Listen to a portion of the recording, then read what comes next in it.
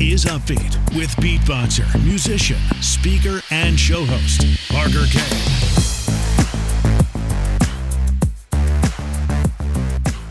Alan, Kevin, thank you very much for joining me on Upbeat. I appreciate it. We appreciate you. We're very ready to go deep and see where we go. Yeah, thank you so much for having us. Very pumped for this. And we have a salt lamp, so the energy is going to be on point. That's our third member right there, the salt lamp. Yep. Awesome. Love it. Well, just jumping in right out the gates, just give the listeners a little bit more information about you guys and just share a little bit more about yourselves. Kevin, if you could kick that off, that'd be awesome. All right. So you want the full, I'll give you the full short version of my story because Alan's is pretty long, but we'll try to keep them. Anytime we do episodes together, we try to keep it a little bit shorter. So right now, the person you see is a podcaster, a speaker, a podcast consultant, the CEO of his own podcast agency, many things, right? 430 episodes, many things. But 5 years ago, I wasn't the person at all that I am today. I had never read a book on personal development. I had never listened to anything personal development like. So when I was 25, I had, by all outside standards, what any 25-year-old man could want. I had the body of my dreams. I had a model girlfriend, a brand new car, a high-paying job, a beautiful apartment, like everything that anybody could really claim to ever want. But inside, I was pretty miserable. I wasn't happy at all. I just looked really happy. I know Alan said, if I ever saw you, I assumed you were very happy. You had everything that makes people quote unquote happy. So at 25, the end of that year, my girlfriend left me. And when my girlfriend left me for the first time, I had to look in the mirror of oh, wait, you're not nearly as confident as you think, as you pretend to be, and as everybody else thinks you are. And I really had to take this inner look at who I was for the first time in my life at 25 years old. And I was super down for a couple of weeks after my girlfriend left. I'm I don't know why she left. I'm never going to find another girl like this. I'm living in this big apartment by myself. My bills just doubled. Work is slow. Some people have the misfortune of hitting rock bottom. Other people have the misfortune of finding out rock bottom has a basement. This is my initial rock bottom, right? Broke, lonely, scared, insecure. So what did I do? What a lot of people do. I looked to personal development. So I started listening to Tony Robbins. I started saying positive affirmations. That was my initial dive.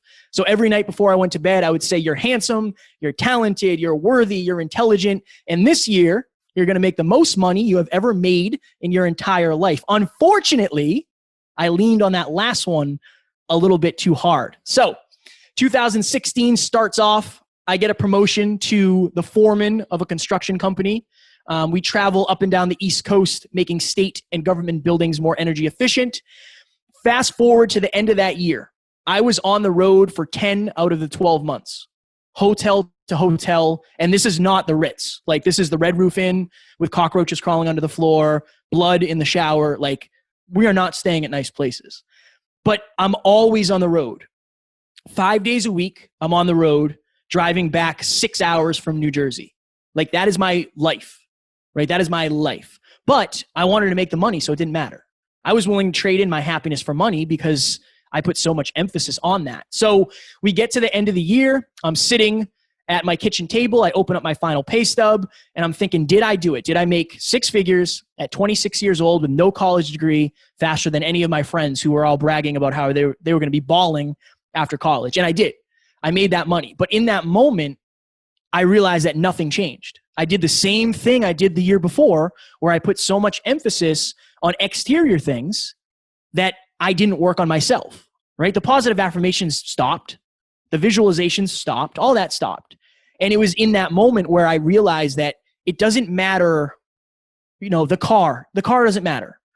What's in your bank account doesn't really matter, right? What you did today, what you're doing tomorrow, the house, none of that really matters. What matters is up here. And that's where Hyperconscious was born. Most of my life, I'd been living unconsciously. And I realized okay, well, what's the opposite of unconscious? It's not conscious, it's hyper-conscious. And that's where this came up. So this started as a passion for me. I was just kind of interviewing. Alan was the first person I interviewed. It was a horrible interview. Do not go and listen back. But it was just like a passion thing. I didn't want to make it like my job. I just wanted to do it because I loved it. But that year, 2017, when I started this, it started off like the year prior. I was on the road constantly. And you're a podcaster. You know how hard it is not only to lock down interviews, but to do the post-production work. Like doing that from a hotel room was nearly impossible. It was brutal. So I started to really understand that like I didn't want to do what everybody else was doing. I didn't want to do this construction thing. I wanted to like kind of be my own boss and do my own thing. And I like literally would call out of work. And, you know, I was making like $100 an hour. So me calling out of work was missing $800. I didn't care. We would leave the job early. Everybody that worked under me on my crew was pissed at me because I was like, guys, we don't have anything to do here. Let's just go. I was leaving for work later. So I live in Massachusetts and I was driving to New Jersey. It's a 4.5 hour ride. I would sleep in my bed from 10 p.m. to 2 a.m. and then drive 4.5 hours straight to the job site and then work an 8-hour day and then go to the gym. And then on Fridays, my day was the opposite. I would work an 8-hour day. I'd drive 4.5 hours home and then I'd go to the gym. So like my weeks were just getting away from me and I couldn't hold a steady relationship. I didn't really spend any time with my friends. I was just miserable. And I'll never forget, this is my rock bottom basement moment that changed my life forever in the best ways, but also the worst ways. So I'm in a crusty hotel room in New Jersey. Nothing against any New Jerseyans in here. It's a cold winter morning and it's like 5:45 and I'm sitting on the edge of the bed and I'm lacing up my work boots. And I've done this hundreds of times in different hotel rooms, in different states, at different times, with different people, like hundreds of times. And the best way I can explain it is there's like 10 televisions on in my head, and every single one is on a different station, right? One is screaming, you're stuck here. One is screaming, your friends are going to judge you if you leave. What is your family going to say? You're never going to be able to find a job making this kind of money again because you don't have a college degree. Like you got lucky to get this. Right? Like you're stuck here. And then the loudest one was, there's no way you could ever become a successful podcaster. Like doubt has always been the thing holding me back. Like a lot of people have believed in me. I've never believed in myself. So I closed my eyes and I genuinely felt like in that moment, the best thing for me to do would be to take my own life. Because if I took my life, I took my problems with me. And I texted Alan, Snapchatted Alan actually. And I told him, hey man, I'm feeling like really bad. I don't know what's going on. You know, I don't know what to do. I feel like I don't know what to do. I'm stuck. And he said, look, man, you've been changing a lot, but your circumstances haven't changed, right? The outside stuff hasn't changed. And he kind of walked me off the ledge, so to speak. And 3 or 4 months later, I left my job. I went full-time into podcasting, into coaching, into speaking, and now we're 430 episodes later, and life is completely different. But the reason I tell that story, I don't want pity. That's not the goal. I want people to understand that, like, I did it, so you can too. Not, well, he did that, but it must have been like super hard, and I can never do that. Was it difficult? Of course, but I never believed I could do it. People around me believed I could do it, but I never did. So if you're watching or listening to this, like, you can do it. Just get around people who believe in you, because that's like Alan's been pretty much the biggest thing for me because he has undying self-belief. So without Alan, I definitely wouldn't be the man I am today. And if you can find an Alan, you're going to be just fine. Mm-hmm. I really appreciate that. Absolutely. My goodness. I'm going to tie you into the story. Yeah, I really good luck following that. Yeah. So I didn't know if you wanted me to segue into mine or if you had another. Yeah, go for it. I think there's a ton from what he just said that we could definitely dive into, but I don't want to just start jumping in without hearing your story too. So one thing that I'll say before I jump into my story is literally when Kevin says like you can do it too. You know, I've known Kev. I mean, he was in my basement. We were in 5th grade and we played Spin the Bottle with some of the popular girls, and we were friends back then, and we grew up in the same small town. And I've seen him grow over the years. And in the last 3.5 to 4 years since that story, like, he's a completely revolutionized human being. And he had no self-belief. When I really started to finally get to know him and realize like how little confidence he really had. And I just think that if anyone's out there and doesn't believe that this is possible for them, I would just really question that, because if Kevin can do it, anyone can. If you get around people who support you. And you were mentioning this actually in an episode I just listened to. You said, if you have the right people in your corner. And you said it's a boxing analogy. Oh, yes, love it. And how when you're in a fight, and a lot of times life is challenging and you're in a fight, who's in your corner matters so much. And they're there to say the right thing at the right time. They're there to support you. They're there to love you when you're down. And if you're out there right now, the theme that I'm going to end up bringing to the table is that life is about choices, and you have a choice about who you allow in your corner. And if you have the right people in your corner, you will feel invincible and you will be able to accomplish your dreams. If you have the wrong people in your corner, no matter how good you are, you probably won't. But to get into my story quickly, and I'll try to give the shortest version of it. So when I was 2 years old, I start there because when I was 2 years old, I lost something very near and dear to my heart, but I also gained something else. And my father passed away in a car accident when I was 2. He was 28 years old. So what I lost was my father, but what I gained was a really, really deep understanding of the fact that we're all going to die one day. So a lot of people have this intellectual understanding of death, and they know that that's the destiny we all share. But I grew up my entire life hearing stories about John, stories about my dad, and the impact that he had on people. Like, they always talk about how fun he was and how humorous he was. And like, he touched so many people's lives. My mom, I thought it was 450. My mom recently said 600 people came to his funeral, and that they had to like literally shut down some of Holden for that day. And to me, legacy is not a intellectual understanding, but a real, tangible, emotional one. And so that's kind of the start of my journey. Fast forward a lot. Okay. And I'm going to give you the very short version of this. My mom taught me life was about choices because I don't think she worked hard enough in academia from her own perspective. When her husband died and she had to raise 2 kids on her own, she felt stuck and she felt like she had no choices. So she always taught me, Alan, if you aim high, you'll have choices. She said, you can be a CEO or you can be a farmer, and I'm going to love you either way. But if you're a CEO, you can wake up and just decide to go farming because you want to. But if you're a farmer, you can't just suddenly decide to be a CEO. So she planted a dream in my heart. I remember I was in college and I read Steve Jobs' book, the biography by Walter Isaacson called Steve Jobs. And that was my hero. He revolutionized 7 industries. I wanted to be a Fortune 50 CEO. Now here's the problem with that. I was very, very crystal clear on my goals, but I wasn't as clear on my core values. So if your listeners are out there right now and you say, I intend to be I intend to be a millionaire, let's say. If you're clear on that goal of being a millionaire, that's great. But if you're not clear on your core values, maybe you'll go work for a cigarette company. And so it's not just about the goals, it's about what the goals will make of you to achieve them. And so you got to be more hyper-conscious about how you set goals, what your core values are, and then what are the beliefs underneath that. But fast forward, I'm in corporate America. I graduated from a school called WPI, and I had an engineering degree with an MBA, which was, again, the combination that I thought would get me Fortune 50 CEO. 26 years old. It's 2015 at the time, I believe, really tough winter. I was traveling all over New England for an industrial automation company at the time. I'm up in New Hampshire with my little cousin, and we're going to TGI Fridays. I look down at the GPS. I look up and I see the brightest lights I'd ever seen. Big lift-kitted truck. And I honestly thought I was going to die in that moment. Like, if you're out there right now and you've ever had a life or death situation, like, I legitimately had the thought of, this is it. So fortunately, I'm driving a 2004 Volkswagen Passat because I wanted to save a lot of money and get out of all my school debt in 1 year, which I was able to do. So I bought an old car. This old car was Germanly engineered, and I used to call it the tank. It was like a steel trap. So fortunately, both airbags went off. Me and my little cousin were both okay. He hurt his knee. I hurt my face. I'm sitting in an armchair later that night, drinking whiskey, questioning everything.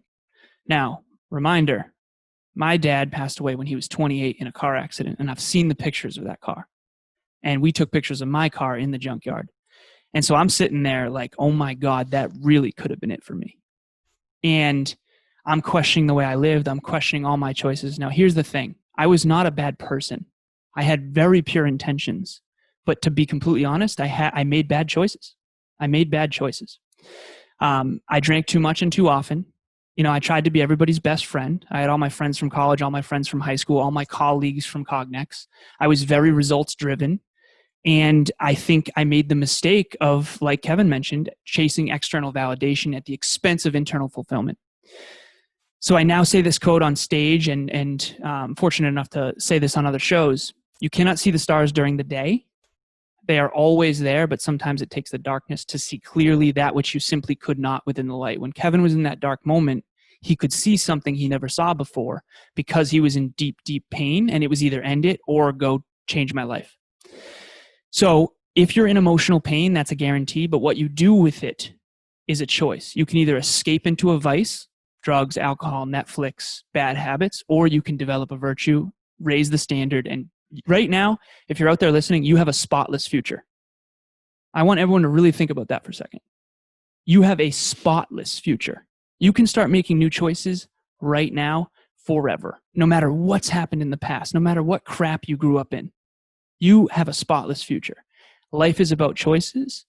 And I noticed a star that I'd never seen before, 2 stars actually, in that dark moment. One was Tony Robbins' TED Talk. And if you've ever heard it, it's absolutely amazing. I highly recommend it. Favorite TED Talk of all time, in my opinion. I've watched hundreds. His is the best, in my opinion. Number 2, Bronnie Ware wrote a book called The Top 5 Regrets of the Dying. She worked in hospice for 8 years. She thought that her job was to take care of others, but her real job was to listen. She heard, I wish, I wish, I wish. She was working with the terminally ill. Fortunately, we've had a chance to actually interview Bronnie, which is awesome. Yes. On the podcast. That was a huge dream come true. I'm a massive fanboy on that episode. But I actually now reverse engineer regret every single day, thanks to Kevin's suggestion. I have a flashcard in my pocket, and I have for the last 5 years with all 5 regrets. The number 1 regret of the dying is I wish I had lived a life true to myself and not what others expected of me. Before this interview, you told me that your listeners most likely desire a life true to themselves, and that sometimes their fear might be taking that leap. Uncertainty creates lack of action, which creates lack of results. You have a choice, just like Kevin and I. Don't get to the point where you hate your life so much that you finally leap. You can make that choice now and have the courage to do so. And I guarantee you, you will not regret that. Fire. Thank you, man. Super fire. That's a lot of information from both of you guys. Thanks for enlightening us with that and sharing with us a bit more about you, but also some really important key lessons and takeaways. We appreciate that. Thank you. Thank you. Yeah, absolutely. I think the thing about us is we're so similar in a lot of ways, but we're so different. But like, money will not buy you happiness. Like, if you're miserable inside, yeah, sure, it can buy you a nice car, a nice shirt, a nice house. It can buy you all those things, but happiness starts with you. Fulfillment starts with you. Like, all of that starts inside yourself. Unfortunately, most people have to find out for themselves. But our goal is to make sure that people, like, they don't, like, we had way more money than we needed, right? It didn't fix anything. It didn't fix a damn thing. It actually made a lot worse, believe it or not. Yeah. Right? So mindset over everything and character over everything. Mm. Definitely. Well, and I would love to really hit on this topic too. It's just been resonating with me in my mind.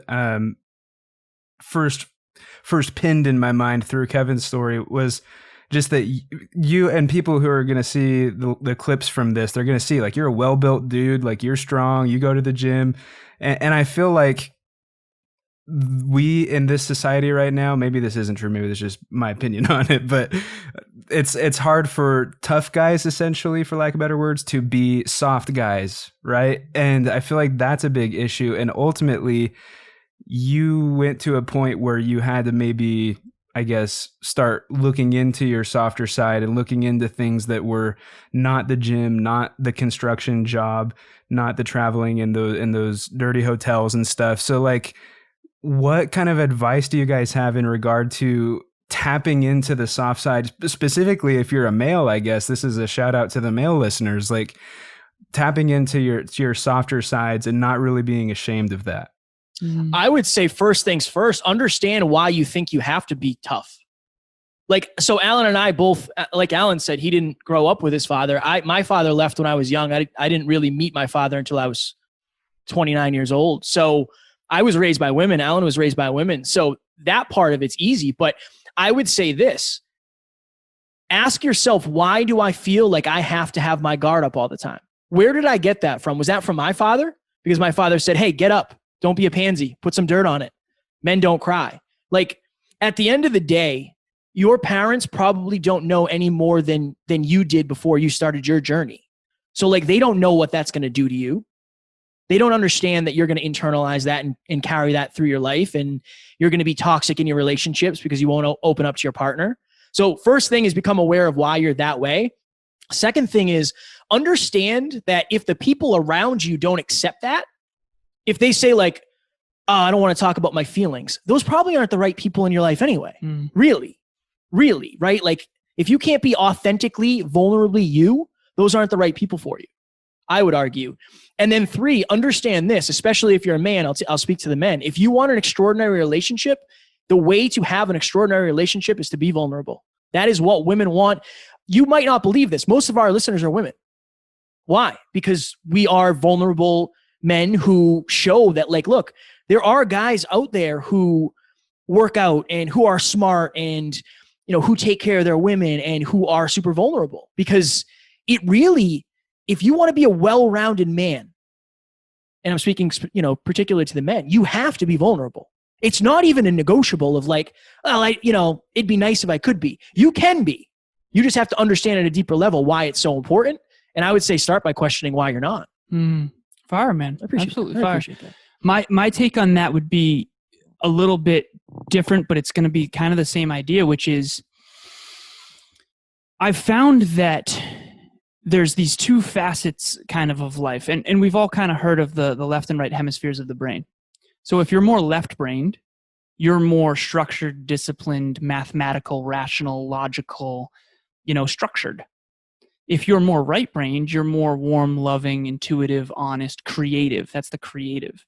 And so it's yin and yang. It's masculine and feminine. We all have both. I think most of us are overdeveloped in one or the other. And then we think the other extreme is wrong. So we create this echo chamber of our environment of like attracts like, and we don't get to know the other people. And so here's what I would say. I went to engineering school with very, very left-brained engineer, mathematical humans, but I also grew up with women who were creative, intuitive, loving, warm, honest, sincere. And so I think, I have this unique balance that I'm now able to kind of pitch and catch, and I'm ambidextrous, so to speak, with my character. And that's been a huge work in progress. But on one end, you've got warmth and love. On the other end, you've got strength and assertiveness. Some people are really, really good at success. Other people are really, really good at relationships. What's interesting is very few people are really, really good at both. And a lot of my mentors early on that were super, super successful in the financial world or the corporate world ended up, having struggles or getting divorced or things like that. And we've all seen these really successful people get divorced and things like that. Here's what I will tell your listeners. If you're out there right now, this is something I've come to. For your immediate family, for your intimate partner, for your loved ones and your closest inner circle that spend time with you, your character matters more than anything. In other words, integrity, core values, like selflessness, not to a detriment to yourself, but like really caring about other people, empathy, love, warmth. When it comes to the marketplace, and this is an unfortunate truth, people will know you for your skills, for your ability to add value. So for example, I'm a business consultant. If I'm being hired by a business to help them grow their impact and profitability online, they're not checking in with whether or not I'm a perfect father or a perfect business partner or a perfect intimate partner, because a lot of that's behind closed doors. Fulfillment will come from character. So focus there if you want to be fulfilled. Success will come from developing amazing skills. But what if you do both? What if you surround yourself with people who are good at righty and lefty? What if you realize finally that no one's right and no one's wrong, and that there's just a right or wrong for you? And so I think that's what I've noticed in the engineering world versus what I grew up in. No one's right or wrong. There's just what's right for you. And I think that it's important to align with your best character, but also your best version of success, because they're just super connected. And ego too. That's the other thing. Like if Alan walks into the studio and says like, how you doing today, man? And I'm having like a really rough day and I don't feel like, I don't want to drop the ego enough to be like, I could really ask for help in this moment. That's why so many people are afraid to ask for help. You got to drop the ego first. Right. And I think ego is an issue for many people, especially if you're insecure. You have to ego up because you're afraid of letting somebody in. And if somebody sees my insecurities, God forbid, right? And I'm not saying that facetiously. I used to think that way. But you have to be vulnerable in order to connect, right? You got to take the cover off. You got to take the cover off in order to connect. You got to, on your cell phone, you have that little rubber piece that covers your charger. You got to open that up to connect. There's no way you'll be able to connect if you don't do it that way. Mm-hmm. Analogies are life. They are. They are. Well, the thing is it's okay to be wrong. It's okay to not have all the answers. I always think of this example in my head, but growing up through school, I specifically think about myself in high school. I was afraid because I didn't know the answer. Like if a teacher asked something, I was like, oh shoot, I don't know. Like look away, hide. And I think we grow up that way, and then it kind of sticks with us throughout our lives, which is unfortunate. But it's okay to be wrong. It's okay to not have the answers. It's okay to say, hey, you know what? I don't know. Let me reach out to someone who does know, or let me learn that. Now I know something that I need to learn and get better at. And I think of what Alan said too about the left brain, right brain, and people thinking other people are wrong. I feel like that's one way to look at it. And then another way to look at it is people think that's unobtainable and that they can never think like a left brain person. And so right. You can have anything that you want. You just have to work at it. And it's okay to not be the best at something and to be aware of where you can improve. Fire. What's interesting is you'll never be the best at something until you're first not. Every expert was once a beginner. The very first episode of this podcast is brutal. Yeah, it's very hard to listen to. It's on my YouTube if anyone's interested. Honestly, don't. Please lose all credibility. But that's the thing, right? The journey of 1,000 miles begins with a single step, and rather than just some phrase, unfortunately, we're seeing polished products, and we're also seeing only the polished version of the polished product. Yeah. So, like Kevin and I today, right? We're showing up at our best. We're cleaned up. We're in the studio. We've got the salt lamp. Like. We still got messy lives behind the scenes, right? We're trying to show our best. But I think more importantly, we're trying to better our best. So we're going to do our best here today, but we're also going to review this afterwards and then figure out, I guarantee you right after this interview, we're going to ask each other what we could have done better. I was already thinking about it. Yeah. I'm literally going to ask Kev like constructive feedback, and he's going to say, you should probably answer the damn question, man. See, that's got to be the beauty of having a co-host. I've been thinking about that, by the way, trying to find a co-host for Upbeat. Honestly, it's interesting, man, because again, 430 episodes, whatever. But like we mastermind before our episodes, we mastermind after our episodes. We've built a business together. Like we're going to be building another business together. We've spoken together. We've hosted events together. Like It's not even just the podcast. It's in our case, the fact that somebody, the complete opposite of me, compliments me so well. Alan is super long-term. He doesn't care about today. It's like, no, 20 years down the road. I'm like, today though, what about today? Like, what do I do now? And we've made a really good team because of that, because we bounce ideas off of each other. And my blind spots are his genius zone.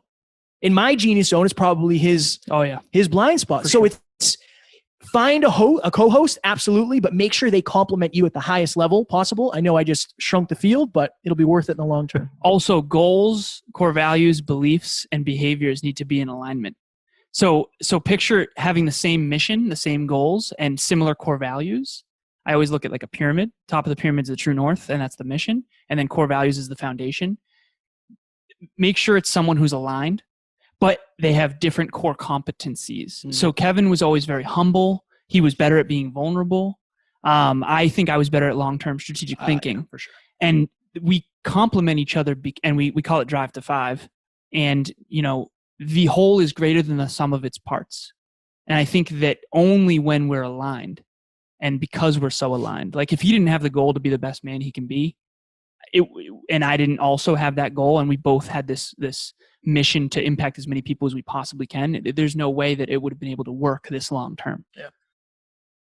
True. When I want to go back to people obtaining whatever they want to, I got kind of sidetracked there with the co-host thing. Sorry about that. But no worries. You guys say this in your content. I believe I think it's in Alan's bio. But you talk about how you want to help people design a magnificent life on their own terms.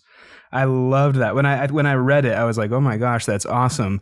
I feel like more than ever, that's something that people need to be thinking about, because I feel more than ever, people are doubtful and divided and scared and worried, and they think that they can't design their own lives.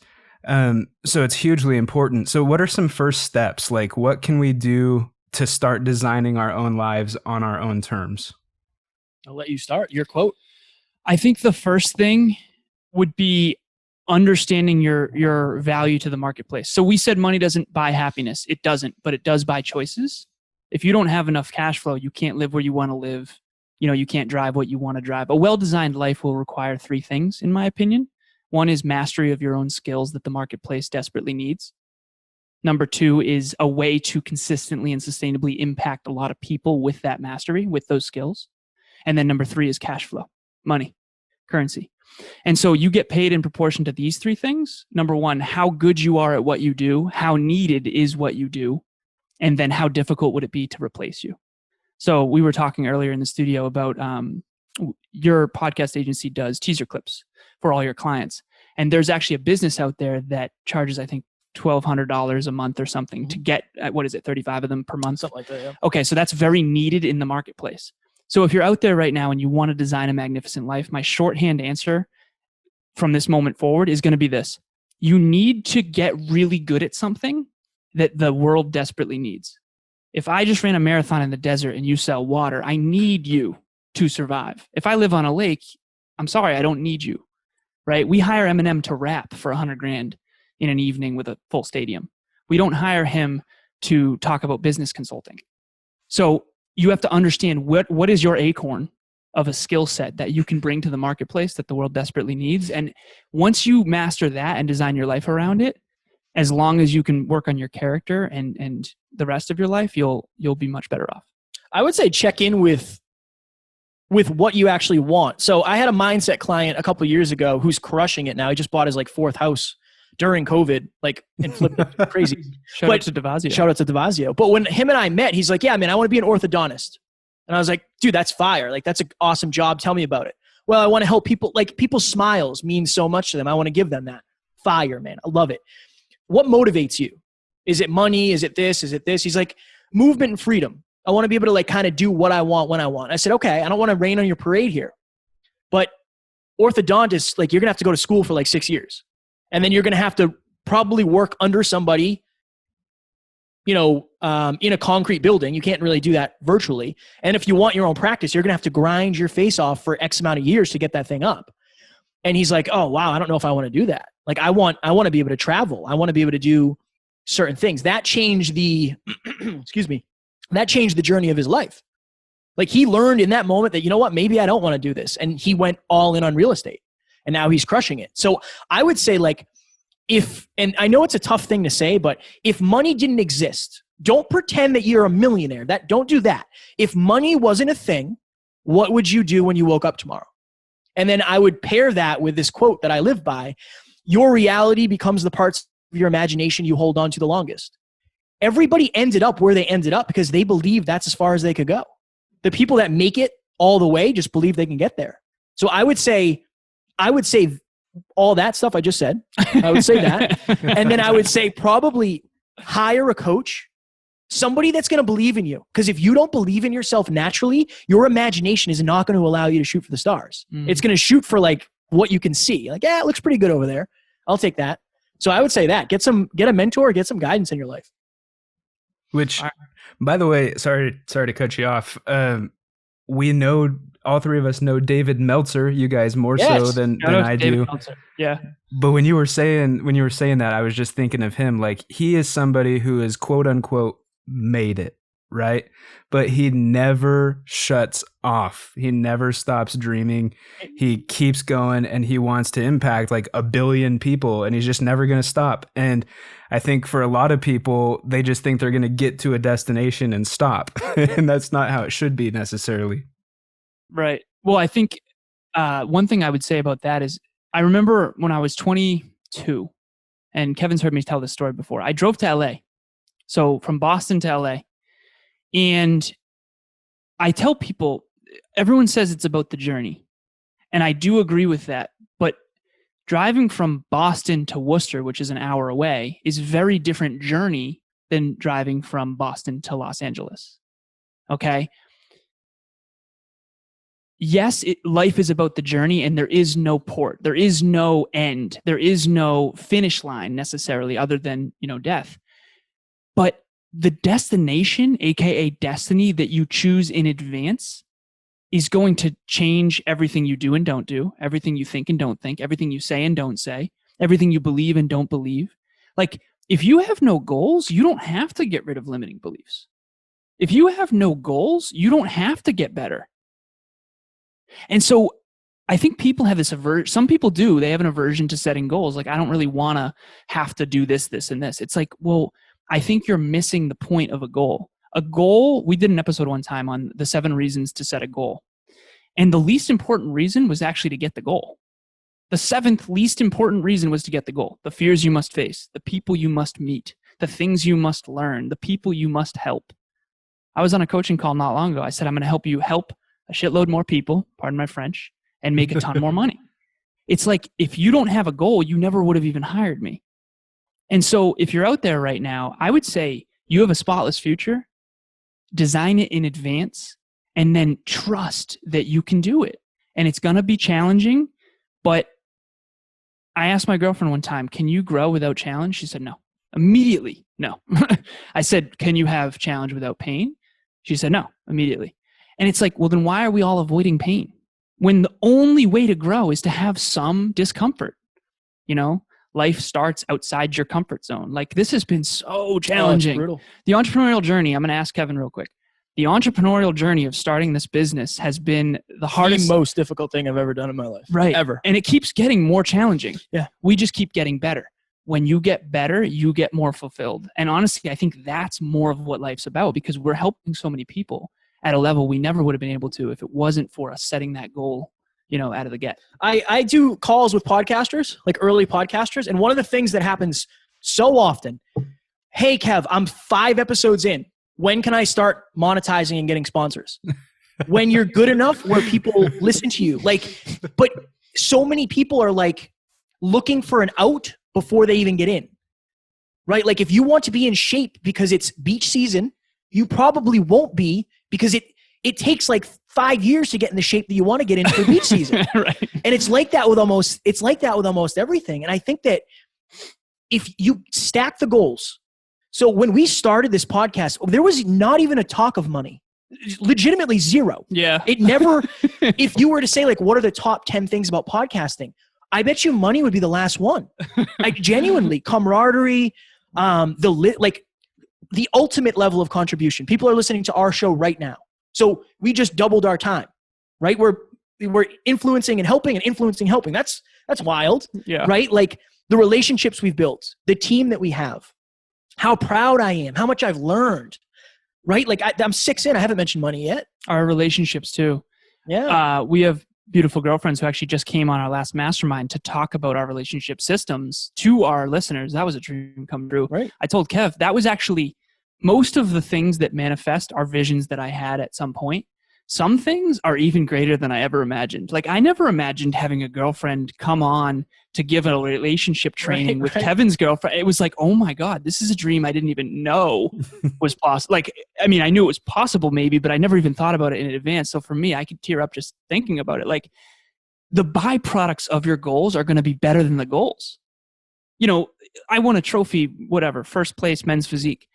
Whatever. The trophy is the least important part. This body that I get to live in every day is awesome. Like, I feel good all the time. And so for your listeners, it's like, take the leap and set a big goal that really inspires you. It really is like, what would that be like? Like, it gets your heart involved. We talk about why power and a lot of other things, but if you don't have crystal clear. Wow. Crystal clear. One of my goals is to be a fire speaker. I'm still working on that one. Crystal clear goals. You're gonna wake up and wing it. Arnold Schwarzenegger talks about this. He says, you can have the best ship, best captain in the world. If he or she doesn't know where to go, you're just going to drift around. And by the way, all the things you can drift around in today are very unsavory. Okay. Like there's a lot of really quick, pleasure seeking things at our palm of our hands. If you don't have your own true north, you are going to drift around, and where you're drifting is not going to be savory. And I'm, guilty of that just like anyone else, but savory. The other thing too, quick analogy. I know Alan and I are just throwing back and forth. I'm sure you have some questions. It's almost like this. If you've never seen Avatar, you have no idea what to expect in Avatar 2. You couldn't even imagine what the movie is like because you didn't see the first version. That's what this is like. I'm sure that's what your journey's been like. I can't explain to somebody what it's like where we're at because there's been so many things that I didn't even know were possible. So if you're shooting for a goal, you almost can't know what to expect. And that's a good thing. If you can know what to expect, you probably have to shoot a little bit bigger, honestly. Right. I'll shut up now. That was fire. It's a good analogy. Avatar, I haven't even seen the full movie, so I'm jeffing by saying it. That's why it's a good example. He doesn't know what Avatar 2 is going to be. Love that. Well, and you guys kind of answered a question that I definitely had, which was, things are largely driven by choice and by the power of our thoughts and like the things that we're constantly thinking about. So I was going to ask, what are some things that we can do to make better choices and have better thoughts, ensure that we're always having better thoughts? And I feel like the answer to that is goals, and not treating it like a chore, but treating it like something that's going to be super, super helpful for you because it is. It's something that you should cherish, is your goals. So I really, really loved that. Oh, what was that? I like that you used the word cherish. It's one of my favorite words. Yeah. Well, maybe we'll title this something with Cherish. I like that. Make the title. We don't have any of those for sure. We don't have any Cherish in our titles. We'll have to. We've been jeffing. Yeah. Well, the other thing I wanted to really get into as well was improving speaking and confidence, and it's what crossed my mind because you messed up saying crystal clear. Then you said that you're kind of like botching your speaking here and you're still working on it. And I was literally going to segue right into, you guys are extremely powerful speakers, but you guys are. I was like, you guys really are though. You're powerful speakers. You guys speak well on podcasts. You speak well on stage. I'm sure you speak well on a phone call with a friend.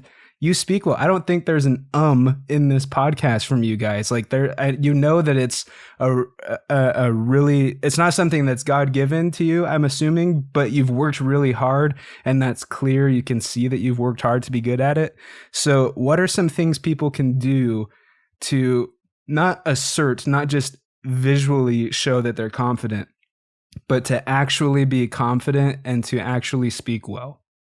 I would literally say this, and this is going to be the answer nobody wants to hear. And this is what I tell my clients. Stop editing the stuff that you talk. Like when you speak, we've never edited a podcast. That's why we're good speakers. Like maybe once or twice we've edited out something that we didn't want to see the light of day. But on 99.9% of our podcast episodes, we add an intro, we add an outro, and it gets released. Like we don't edit anything. I do the intro live every single time. For me, it's kind of preparation by fire. You're going to suck at first. That's fine. Get the sucking out of the way now, because then you understand like the reason we're good speakers is because we've done it more than most people. But I've also failed more than most people. So we do a mastermind every Monday. And I was telling Kevin recently, I'm like, dude, we have to do like a brand new keynote every week. We just did one on the top 10 things to understand about fitness. We've done relationships. Next week, we're doing the top 10 takeaways from 430 episodes. So you're seeing a very, very hyper-consciously polished product. Between Kevin and myself, we've done over 1,000 hours of actual in front of mic or on stage speaking, literally. And we actually have that tracked. We just surpassed 500 each. And so I'll give you a more scientific answer, but it'll be brief. So I have a formula actually that I use, and this is how I've gotten to be a good speaker. And trust me, I still need a lot of work for sure. No, I'm kidding. Okay. So prep, rep, reflect, perfect. So picture a circle on a whiteboard. It's like a circle. In the upper left, you've got prep. That is me on my way here, listening to you on your show. When I first got in the studio, I said, I really like Parker. He's a good speaker. I loved his episode I just listened to. Okay, so that's the prep work. Okay, now there's the rep. This is the rep. This is the active value. This is us actually practicing in real time. Okay, we're on the field right now. Reflect. This is the part that most people don't do because it's painful, especially at the beginning. Oh my God, it's hard to listen to yourself. Brutal, right? So I'm going to ask you, and you'll attest to this later in life, Parker, I'm going to ask you to listen to this. I'm going to ask you, when is it releasing? Because I'm going to listen to it. And I'm going to pick out every I'm going to pick out every story. I'm going to say, did I even answer that question? Oh, I didn't, right? So that's how I've gotten better. And then perfect. Perfect is make the tweaks. We at one point had this rolling theme for probably 2 or 3 months where it's like, you're not allowed to say Yeah, we had a board that said no ums. You're not allowed to say You say like something, I don't remember what happens. Cut off a toe. Yeah, so we have no toes. No, but here's the thing. I think we put $1 in the jar for like a day or whatever, but it was a thing. And honestly, Kevin was better than me at the no thing. This is the first I've ever heard someone say that I don't say I hadn't realized because that went I feel like I kind of probably did. I think I said it. You knew that we don't say anymore? No, I think I said Oh, yeah. I think I probably did too, but I appreciate that. So for your listeners, this is, if you play basketball for 10 years, you're going to crush me. You know what I mean? You can come hungover, I'm not saying you should, and still destroy me. That everyone does their best, not everyone betters their best. That process is how you better your best. Right now, Kevin and I are doing our absolute best on this show right now. What most people don't do is the second part, which is bettering your best so that every rep is better. And if it's overall confidence, Parker, I would say this. Start measuring your wins. Stop looking at only the losses. Oh, I should have done this. I would have done this. What did you do well? If you really want to become confident, you have to start giving yourself credit, and you have to understand where you're actually competent. So if I was to shoot a bow and arrow right now, I'm not very confident that I'm capable of hitting the bullseye. Why? I'm not competent. Okay. But if you bring a punching bag here and say, I want you to throw a left high kick, switch kick, boom, that's my jam. I can do that. Confident as hell. Right. But that's only because I've practiced that for so long. Understand that if you've never done something, you're probably not going to be that confident. And if you are, you might want to check yourself because you might just be egoing up to do the task. But I would say, honestly, confidence comes through evidence. Start looking at the right evidence. Stop looking at the stuff that's going to hold you back. That made a big difference for me. Really, really love that. And I know we're getting short on time here a little bit, but I definitely want to cover, that brought me into something else too that I definitely want to get on the podcast. I think, Alan, I don't know if you still do or if this was a used to thing. You had a podcast called Conversations Change Lives. That was a R.I.P. Yeah, that was a used to thing. Okay, but still that phrase, it was coming to mind as you guys were sharing that insight. You perfect and you get better and you work on being more confident and being a better speaker. But then you could practice that by having everyday conversations. You know, you could practice that by communicating with people and just trying to have more of a human connection. And I think that message alone is really helpful for these crazy 2020 days that we're living in too. Just being able to have the hard conversations with people and able to talk with people in whatever topic, and just make sure that you're trying to improve the eloquency of the way you're speaking. It doesn't have to be necessarily the topic, but just work on not saying the ums when you're talking to people, you know? Right. And it comes down to a lack of fear as well, because the reason you're saying is because you're afraid of the white space. Which is actually the most powerful. Exactly. If you time it right. I remember one time I heard a speaker with Kevin, and I won't name any names. I was like, his pauses are fire. And we found out later, I asked this person and he's like, yeah, I just couldn't think of what to say next. You know, it's like he ended up being a better speaker because his mind wasn't working quite as quick as mine might. But I think but again, that comes from confidence. Right now, this white space is because we've done it so many times. I can have a nice long pause so people listen in. There's nuances that your subconscious will pick up on through the reps. You got to get the reps in. We're 4.5 years into this journey. We were terrible. Yeah. we were terrible. Look at Joe Rogan's first episode. It's terrible. It's genuinely awful. Like, Yeah. you know, and now he's the most successful podcaster in the history of the world. Like everybody starts somewhere. So the key is to keep going. I would say this too. If you want to become a better speaker, stop sending text messages and start sending audio messages. That's something we haven't even calculated, right? The coaching calls too. Like my coaching calls are all FaceTime because I want to see the person I'm talking to and I want to be able to communicate not only with my voice audibly, but I want to be able to do it with body language. So that's another thing. Every time I have the opportunity to send an audio message, I do it. Every follower I get, I send a video. Hey, Parker, thank you so much for the follow. I appreciate you, man. Please let me know if there's anything I can do to help you in your journey. I've said that hundreds of times, right? So it's just practicing the art more and more and more and more. Absolutely love that. Well, thanks for being on Upbeat. I do have this other segment I want to get to real quick for sharing on social media, but real quick too, what's next for you guys? What's next for Alan and Kevin? What kind of dreams and goals do you still have and where are you headed and what can we look forward to keeping up with? We want to have the most successful podcast in the world in terms of personal development, not just for a life of freedom for Alan and myself, but to prove to countless others that they can have whatever life that they are willing to work for, keyword being work for. I'm going to grow my podcast agency. I want to have many, many clients who I serve, continue speaking, continue podcasting, continue doing the gym thing. A lot of the same, but exponential. Yeah, I'll answer this question with a quick story. So my girlfriend's little sister asked me a question recently. We were all making dinner and getting set up. We're going to watch a movie. And she said, if you won the lottery, let's say you won $30 million, what would you do with that money? And it was interesting because I thought about it for a second, right? I paused. And I said, honestly, Ella, I would do exactly what I'm doing right now, but a much more amplified version of it. And if I'm also honest with myself, I would start my charity and be more philanthropic now. And she later on that night said, that's the best answer I've ever heard. Normally people go to the boats or the cars or the, all that nonsense. And that's all fun too, right? But if that's the reason why you're playing, I would argue that you need to check in with something more emotional. And so when you say what's next, more of this in a way exponential way. And I'm very, very excited. And also I'm starting my own business consulting firm that's brand new. I guess not brand new. I've been doing it for about a year and mostly helping heart-driven business owners manage their teams, get everyone rowing in the right direction, but also creating an environment and a culture that focuses on fulfillment just as much as success. So that's my jam. Kevin's got his own podcast agency. I've got my own consulting firm. And then we've got the Hyperconscious Podcast, which feeds both of those. And so that's where we're headed. And yeah.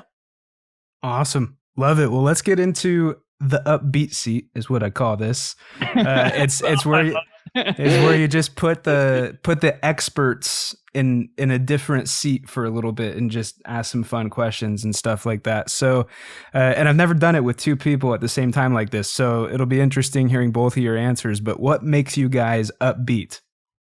This, man, being able to serve, being able to contribute and doing something that I love, that I'm very confident in doing now, that at one point I didn't think I could do.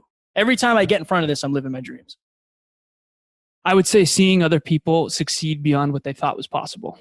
It's a thing. I love to provide a stage or an opportunity for someone where they can taste what life could be like if they really were to lean into their own unique version of greatness. Growing and developing leaders. It's my favorite thing ever. Who is your number one influence or inspiration? Number one influence would have to be Alan. Not my number one inspiration though. My number one inspiration is probably my girlfriend. If I'm struggling, I check in with that because she believes in me undying, like belief in me, and that just when times get hard, I go there, and that just keeps me going. I will not fail at this because of her. So my answer would have been different in the past, and this is the first time I've been asked this since being with Emilia. So I met her 10 months ago. She is single-handedly the most inspiring person I've ever met in my life. It's unbelievable, like how good of a human being she aspires to be. And of course she makes mistakes like other people, but like nobody sees behind the scenes how hard she works to be a good person. It's unreal. And I remember telling her this, like, even if I wasn't your boyfriend, wasn't the love of your life, wasn't your future husband, like I would still be blown away. I would still be inspired. Like you would be a hero of mine, even if I wasn't your man. And so that's my answer in terms of who's the most inspiring person, for sure. And what music do you guys listen to stay upbeat and motivated? So this is going to be a change up. Okay. Sometimes I like sad acoustic music to get into my feels, but I also Eminem, any like really good rapper.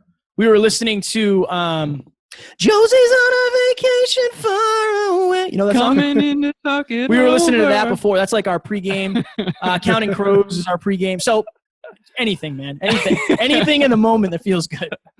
So if you go to my Spotify, there's this Melancholy. playlist called Alan's Greatest Melancholy. I like, for me, movies and music bring me into my emotions. I tend to be a very mentally, intellectually stimulated guy. And for me, I need to get back in my heart and my soul. And Answer the damn question. What kind of music do you like? slow, any music that brings me back into my heart.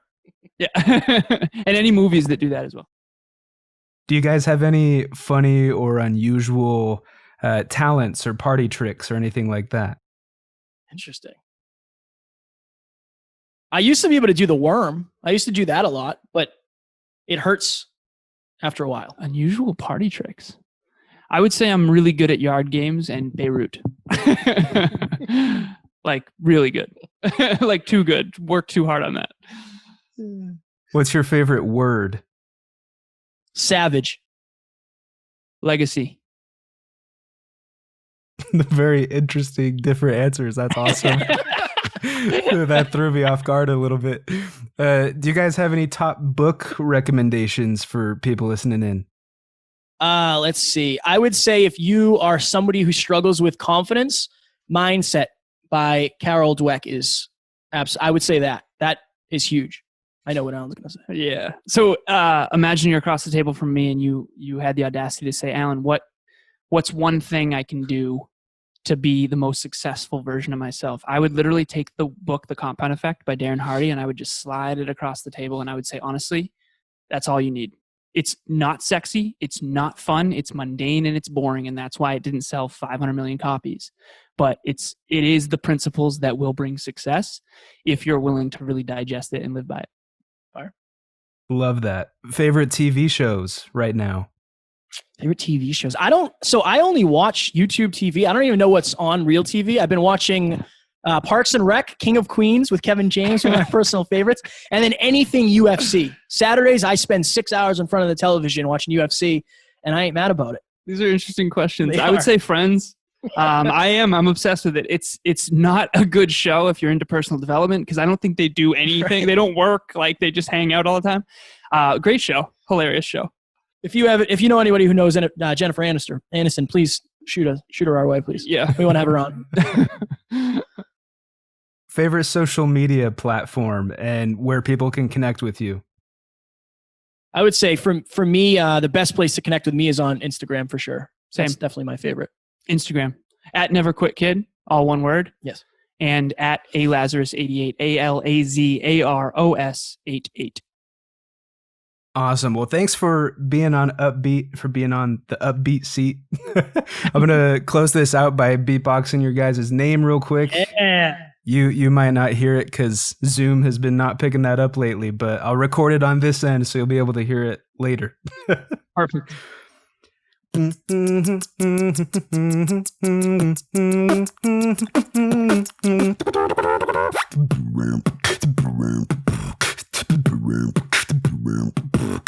Get you ready, but what is Kevin?